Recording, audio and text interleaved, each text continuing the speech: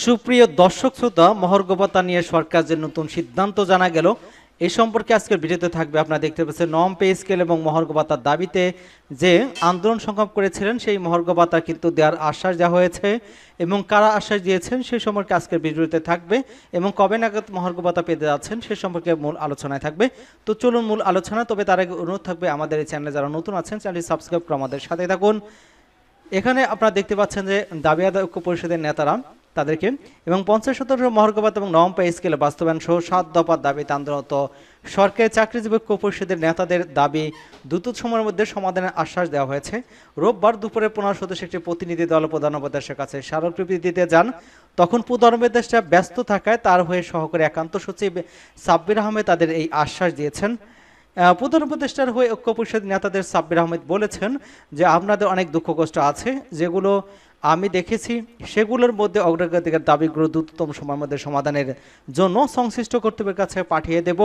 আপনারা ইতিমধ্যে অবগত আছেন যে এই মহার্ঘ ভাতা দেওয়ার জন্য ইতিমধ্যে কমিটি গঠন করে দেওয়া হয়েছে এবং সেই কমিটি কিন্তু দুটি মিটিং করে সেই প্রস্তাব কিন্তু অর্থ মন্ত্রণালয়ে পাঠানো হয় এবং সেখানে অর্থ মন্ত্রণালয়ের শিক্ষা থেকে সিদ্ধান্ত না আসায় ও পরবর্তীতে কর্মচারীরা কিন্তু তারা সমাবেশ করেছেন এবং তারা দাবি নিয়ে প্রধান উপদেষ্টার সাথে দেখা করতে গেছেন। সেখানে কিন্তু প্রধান উপদেষ্টার সাথে দেখা করতে গিয়ে সাব্বির আহমেদের সাথে তার এপিএস প্রধান উপদেষ্টার তার সাথে সাক্ষাৎ করেছেন এবং জানতে চাইলে প্রধান উপদেষ্টার এপিএস সাব্বির আহমেদ ঢাকা পোস্টকে বলেছেন যে 11 থেকে 20তম গ্রেডের কর্মকর্তা কর্মচারীদের একটি প্রতিনিধি দল প্রধান উপদেষ্টার কাছে স্মারকলিপি দিতে আসছিল। তিনি রাষ্ট্রীয় কাজে ব্যস্ত থাকা আমি ওনাদের সঙ্গে কথা বলে তাদের দাবি দেওয়া নিয়ে দ্রুত সময়ের মধ্যে সমাধানের আশ্বাস দিয়েছেন এবং সংশ্লিষ্ট মন্ত্রীর কাছে চিঠি পাঠিয়ে দিয়েছে। প্রধান উপদেষ্টা তাদের দাবির বিষয়ে কনসার্ন আছেন, আশা করছি দ্রুত সময়ের মধ্যে সমাধান দেওয়া হবে এবং আশ্বাসে ঐক্য পরিষদের আপাতত সন্তুষ্ট জানিয়েছেন বাংলাদেশ সরকারি কর্মচারী উন্নয়ন পরিষদের সাধারণ সম্পাদক এবং ঐক্য পরিষদের সমন্বয়ক আসাদুল ইসলাম ঢাকা পোস্টকে বলেছেন যে 2015 সালে কিন্তু সর্বশেষ পে স্কেল দিয়েছিল, প্রতি 4 বছর পর পে স্কেল দেওয়ার কথা থাকলেও সেটি আর হয়নি, মাঝখানে 2টি পে স্কেল বকেয়া হয়েছে।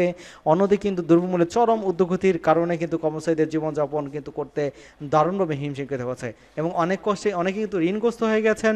এইসব বিষয়ে প্রধান উপদেষ্টার কাছে গিয়েছিলাম। প্রধান উপদেষ্টা তিনি রাষ্ট্রীয় কাজে ব্যস্ত থাকা তার এপিএস দাবি দেওয়ার কথা শুনেছেন এবং দ্রুততম সময়ের মধ্যে তার সমাধানের আশ্বাস দিয়েছেন। আপাতত তার আশ্বাসে বিশ্বাস রাখতে চাই, আমরা তার কথা ও কাজের মধ্যে মিল পেতে কিছুদিন অপেক্ষা করব। এদিকে কিন্তু দুপুর 2টায় বাংলাদেশ সরকারি কর্মচারী দাবি আদায় ঐক্য পরিষদের ব্যানারে 15 সদস্যের একটি প্রতিনিধি দল দাবি দেওয়া নিয়ে প্রধান উপদেষ্টার কার্যালয়ে যান। 6টি সংগঠন সভাপতি, সাধারণ সম্পাদক এবং ছাড়াও কিন্তু আরও 3 জন উপস্থিত ছিলেন। সেখানে উপস্থিত ছিলেন কর্মচারী কল্যাণ ফেডারেশনের সভাপতি ওয়ারেস আলী, বাংলাদেশ সরকারি কর্মচারী উন্নয়ন পরিষদের সভাপতি জিয়াউল হক, সাধারণ সম্পাদক আসাদুল ইসলাম এবং সহসভাপতি আশফাকুল আশিকিন এবং 11 থেকে 20তম ফ্লোরের লুৎফর রহমান, সাধারণ সম্পাদক মাহমুদুল হাসান খায়ের সহ অনেকেই কিন্তু এখানে উপস্থিত ছিলেন এবং নবম পে স্কেল এবং মহার্ঘ ভাতা ছাড়াও তাদের অন্যান্য দাবিগুলো হচ্ছে নবম পে কমিশন গঠন করে দ্রুততম সময়ে নবম পে স্কেল ঘোষণা, বেতন স্কেলে পার্থক্য সমহারে নির্ধারণ গ্রেড সংখ্যা কমাতে পে কমিশনে 11 থেকে 20তম গ্রেডের কর্মচারী প্রতিনিধি রাখা, অন্তর্বর্তীকালীন সময়ের জন্য ন্যূনতম 6,000 টাকা মহার্ঘ ভাতা প্রদান, যেসব কর্মচারী নিজ গ্রেডের বেতন বৃদ্ধির শেষ দাবি পৌঁছে গেছেন তাদের বার্ষিক বেতন বৃদ্ধি নিয়মিত করা এবং এছাড়া রয়েছে বৈষম্য অভিন্ন নিয়োগবিধি এবং আপগ্রেডেশন পদোন্নতি নীতিমালা বাস্তবায়ন, আপগ্রেডেশন পদোন্নতি নীতিমালা প্রণয়নের ক্ষেত্রে সব পাবলিক বিশ্ববিদ্যালয় অনুমোদিত আপগ্রেডেশন এবং পদোন্নতি নীতিমালা প্রযোজনা করে সর্বোচ্চ সুবিধাপ্রাপ্ত অভিন্ন নীতিমালা বাস্তবায়ন করা এবং ব্লক পোস্ট নিয়মিতকরণ সহ শতভাগ আপগ্রেডেশন পদোন্নতি দেওয়া, এমনটা কিন্তু তাদের পক্ষ থেকে জানানো হয়েছে। এবং অপরদিকে আমরা যদি দেখতে পাই যে 50% মহার্ঘ ভাতার দাবিতে কিন্তু 7 দফা দাবিতে কিন্তু কর্মচারী ঐক্য পরিষদের সমাবেশ করেছেন। 7 তারিখে তারা এই সমাবেশ থেকে কিন্তু 7 দফা দাবি করা হয়েছে এবং এই 7 দফার যদি তাদের মেনে নেওয়া হয় তারা কঠোর কর্মসূচি ঘোষণা করেছেন এবং সেখানে আপনারা উপস্থিত ছিলেন। কিন্তু দেখা যাচ্ছে যে এই যে মান্না তিনি উপস্থিত ছিলেন এবং এখানে সরকারি যে বৈষম্য আন্দোলন মাধ্যমে চেয়ারে বসেছে কিন্তু তারা কোনো বৈষম্য নিজেরা কথা বলেন না, কোনো বক্তব্য বিবৃতি দেন না। আপনারা যারা বৈষম্যের রাস্তায় আসেন তাদের কারোর কথা শোনে আর কারোর কথা শোনে না। এজন্য আগে সরকারের কানে বাতাস দিতে হবে, পরে ঝড় তুলতে হবে। 1 বা 2 লাখ লোক যদি জড়ো করে আনান তারপর দেখবেন দাবি তো এমনি মেনে নেওয়া হবে, ওখানে কিন্তু বক্তারা বলেছেন।